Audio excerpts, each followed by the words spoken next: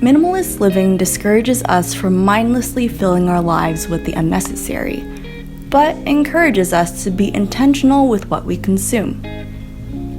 Though we want to simplify our household belongings, there's no denying that we will find ourselves in a situation that we'll need to purchase something, even after holding off for a month to make sure we need it.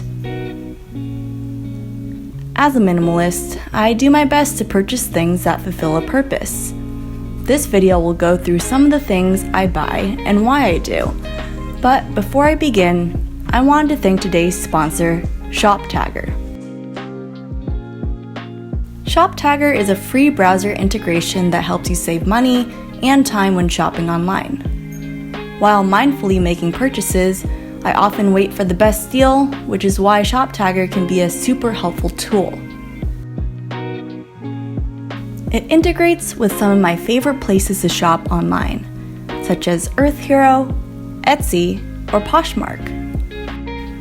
As someone who likes to support more sustainable, small businesses, it can be expensive to buy new pieces, so I'll track pieces that I'm eyeing with ShopTagger to see if any deals come up in the future.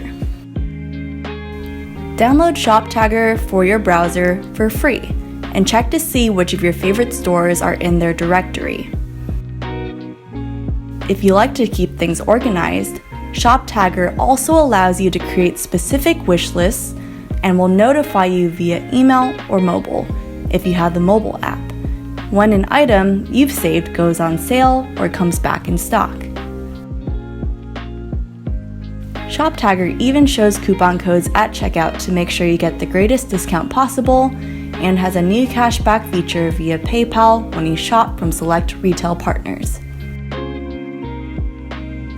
Be sure to check the link below to download ShopTagger on your internet browser and mobile, and a big thank you to them for sponsoring today's video.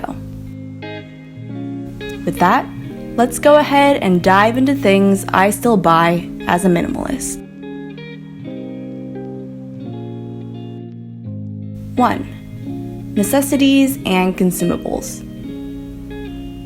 This should be a no-brainer, but I spend most of my budget on rent, utilities, food, cleaning supplies, and toiletries. These are the basics we all need to get by every day. However, buying less has allowed me to focus on buying better. As some of you know, I live a low-waste lifestyle and do my best to purchase locally sourced foods with little to no packaging, as well as eco-friendly home goods. Low-waste living can be more costly as you're supporting smaller businesses and higher quality ingredients. But if you're more conscious about all your purchases and are living more minimally, you may have some more room in your budget to get a few more sustainable goods. 2. Ebooks. I have to admit that I'm not the best when it comes to reading books, but when the opportunity comes for a book club or a specific Bible study for my church, and I can't find the book at my library, I find that I'm gravitating towards digital versions. I usually read a book once, and after I'm done, I don't touch it again. But if I find myself wanting to reference a book or flip through images that are printed, I will consider getting a physical copy. But for now, a digital copy is usually cheaper and takes up less physical space. 3. Notebooks. Though I prefer digital medium to save physical space, I do find myself still buying physical notebooks. Transferring my thoughts onto paper by doing daily devotionals in the morning or taking notes as I'm reading a book helps me digest the concepts better. I've never felt the benefit of taking notes digitally. So though physical notes take up more time and space, it creates a particular intentionality and awareness that helps me process. When I do buy a notebook or planner, I love plain notebooks without any lines. I also look for recycled content in the pages if possible, and easy recyclability. 4. Secondhand goods. If we need anything in the home, we always check if we can purchase secondhand first. It's a great way to turn someone else's trash into treasure and is often more affordable.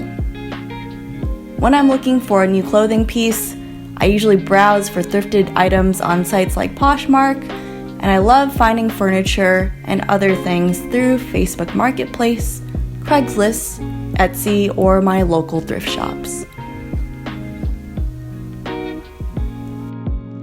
5. Products with warranty. There are instances when we do need to buy certain home goods that we can't find used in our area. So when we're doing our research, we do our best to save up so we can buy products with a warranty or repair program. For example, my husband Peter was a huge fan of the Dyson vacuum cleaner before we got married and insisted that we get one.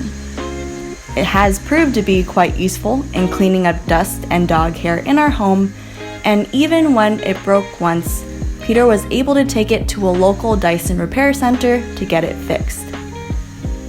So the next time we're on the market for any home goods or electronics that we think we'll need, we'll be sure to look for a warranty and repair program. I also love to reference the website Buy Me Once for home goods with a lifetime warranty to make sure the products are of quality and will last over time if I do plan to buy them new. 6. Vintage, handmade, or thoughtfully designed pieces.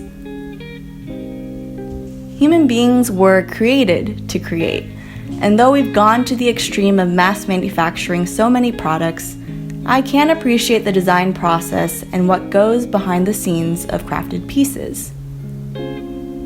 Coming from a background in product and packaging design, I think it's beautiful to see people's creative juices overflow into a product, and believe that it's essential to support local artisans and artists' work. So if I'm ever shopping for home goods, I love looking for vintage pieces that have some charm, or browse sites like Etsy or local boutiques for handmade ceramics, planters, and more.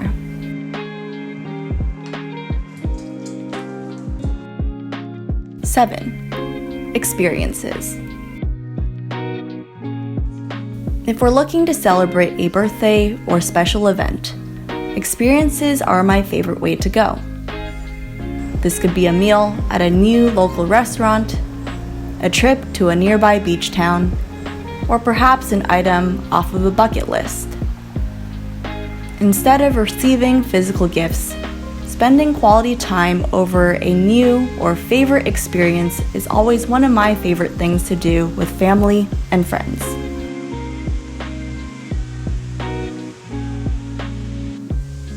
So those are 7 things I still mindfully purchase as an individual that lives the minimalist lifestyle.